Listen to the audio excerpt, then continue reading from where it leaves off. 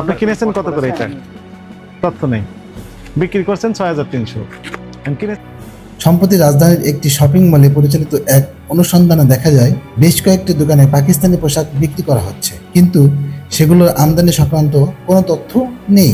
আমাদের প্রতিবেদক একাধিক দোকান ঘুরে দেখেছেন, সেখানে পোশাকের ট্যাগে পাকিস্তানি ব্র্যান্ডের নাম থাকলেও আমদানিকারকের কোনো তথ্য নেই। ব্যবসায়ীদের কাছে যখন প্রশ্ন করা হয় তারা এটি কিভাবে আমদানি করেছেন, তখন কোনো নির্দিষ্ট কাগজপত্র দেখাতে পারেননি। তবে এর কোনো প্রমাণ তাদের কাছে নেই। এমনকি অনেকেই বলছে তারা সরাসরি কোনো সংস্থা বা আমদানিকারকের কাছ থেকে পণ্য সংগ্রহ করেন, তবে এর কোনো প্রমাণ তাদের কাছে নেই। একজন বিক্রেতাকে প্রশ্ন করলে তিনি জানান, আমরা এগুলো পাইকারি বাজার থেকে সংগ্রহ করি, কিন্তু তিনি কোথা থেকে এবং কি দামে কিনেছেন সে সম্পর্কে কোনো স্বচ্ছ তথ্য দিতে পারেননি। অনুসন্ধানে আরও জানা যায় কিছু দোকানে একই পোশাক। এটা আমি চেক করছিলাম আপনার দোকানে এসে, তাই না? এটার প্রাইস লিখছেন আপনি ১৭৫০ টাকা।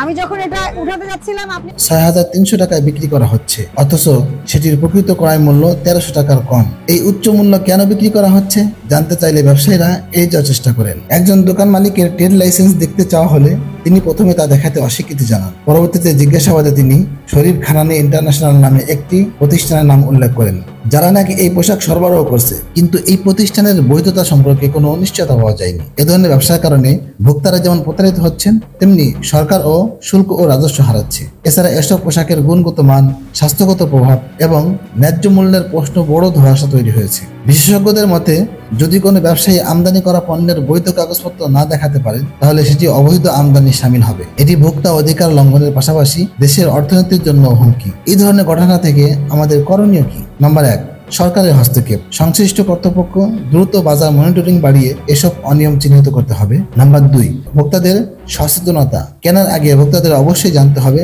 পণ্যের উৎস কি এবং এর বৈধতা আছে কিনা। নাম্বার ৩, ব্যবসায়িক স্বচ্ছতা। খুচরা বিক্রেতাদের পণ্যের ক্রয় সংক্রান্ত সমস্ত তথ্য সংরক্ষণ করতে বাধ্য করা উচিত। নাম্বার ৪, আইনি ব্যবস্থা। যারা অবৈধ আমদানির মাধ্যমে অর্থ পাচার বা প্রতারণা করেছে তাদের বিরুদ্ধে কঠোর ব্যবস্থা নেওয়া উচিত। এই ঘটনার মাধ্যমে স্পষ্ট হয়েছে পাকিস্তানি পোশাক আমদানির নামে একটি অস্পষ্ট বাণিজ্য চলছে, যেখানে ভোক্তারা প্রতারিত হচ্ছেন এবং সরকার রাজস্ব হারাচ্ছেন। এখন সময় এসেছে কঠোর পদক্ষেপ নেওয়ার, যাতে বাজারে বৈধ ও স্বচ্ছ ব্যবসায়িক পরিবেশ নিশ্চিত করা যায়।